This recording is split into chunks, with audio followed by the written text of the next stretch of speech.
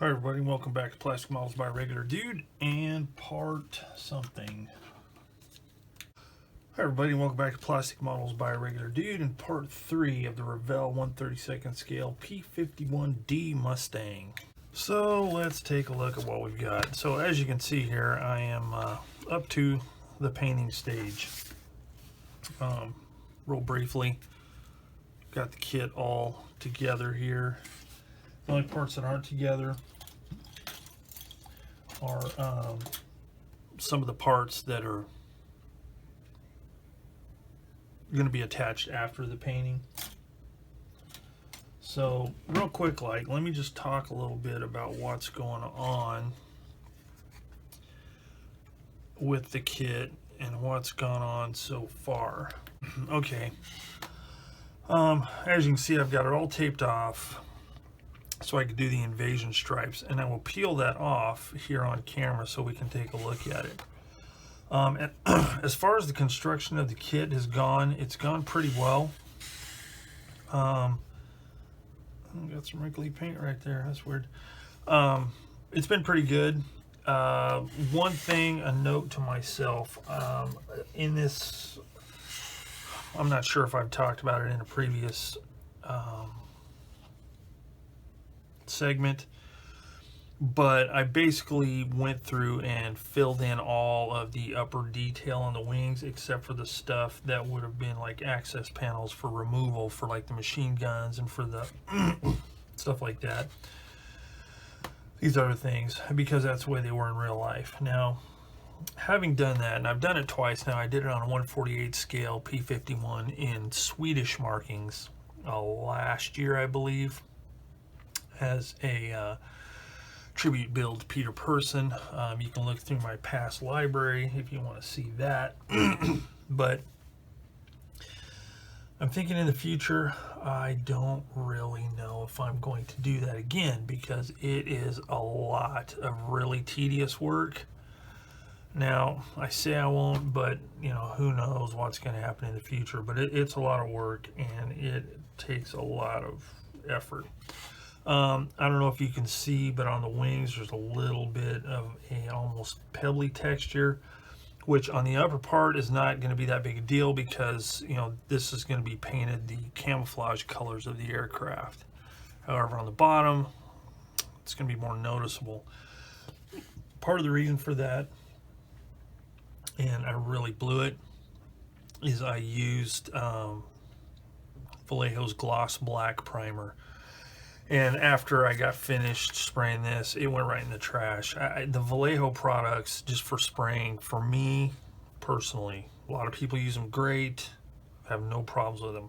I just can't do it. It's like if it sits for any length of time, it just, I don't know what happens to it. But when I was spraying it on, it was starting to, it just really was too thick.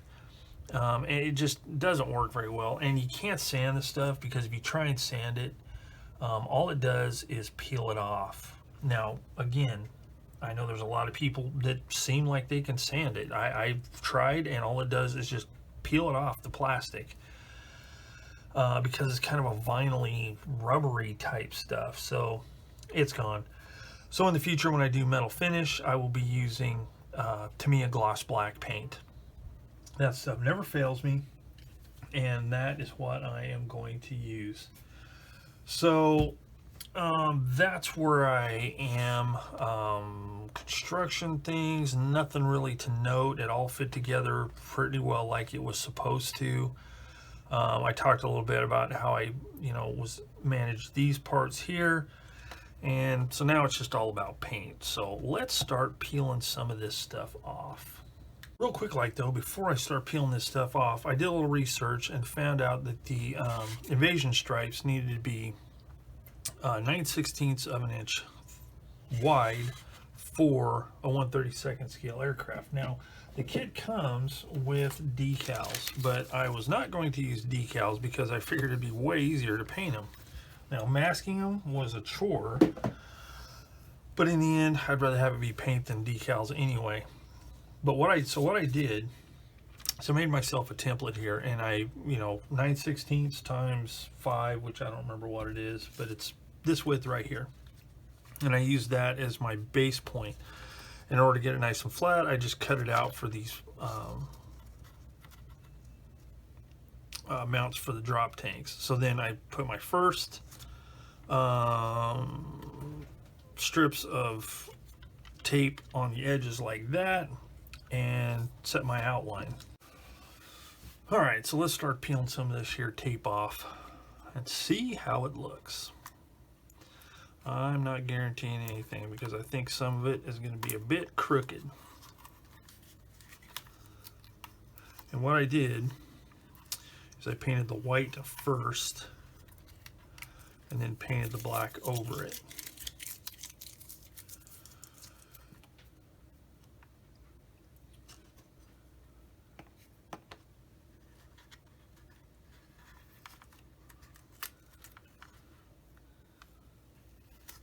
And that's not paint, well, that's paint peeled off, but it's peeled off of tape. All right, so the tape's off, and it looks pretty good. It is definitely not perfect, and it's a little crooked here. A little bit of overspray in a few places, but you know what? That works for me. Now I am gonna have to, I think, spray some aluminum over this. I'm gonna have to take this off and this because I got overspray on here. I should have taped that off, but I didn't. So I'm going to have to spray that. But I'm stoked with it. It looks pretty decent. I've never done it before, so I'm not going to complain too much about how it looks. Besides, from everything I've read and seen, they weren't exactly perfect anyway. Probably don't look like that, but it'll work. I'll just touch up on the bottom. So now, I think I'll start gluing some of the other parts on. Actually, I'm going to tape off the front next for the nose to paint that yellow. So here it is, all taped up and ready to go. So I'm going to mix up some yellow here, and what I'm going to do, I'm just using Tamiya XF3, which is the flat yellow, and I'm going to add, and I could have gotten gloss, but I like to have flat, and then I'm going to add some gloss, XF22, or X22, sorry, gloss to this, to give it just a little bit of a semi-gloss sheen to it, to make it a little bit easier to do panel lines and stuff like that, because I don't want it totally flat. Alright, so here is where I am, and I think I'm going to wrap this video up here. Got the yellow nose painted, and then I did the black stripes on the lower part of the stabilizer, horizontal stabilizer in the back. So when I come back, it's going to be time to start with the actual camouflage specific to this aircraft, which is all this. Doing this upper part, doing the sides, getting all that wrapped up. So the next video, that's what I'm going to do. I'll be working on the paint.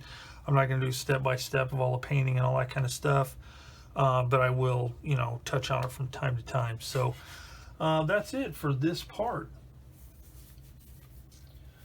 of the P-51D by Revell in 1/32 scale. So as always, thanks for watching Plastic Models by a Regular Dude. If you have any hints, tips, blah, blah, blah, put them in the comments section down below, and I'll get back to you as quick as humanly possible. So, thanks for watching, and I will see you all later.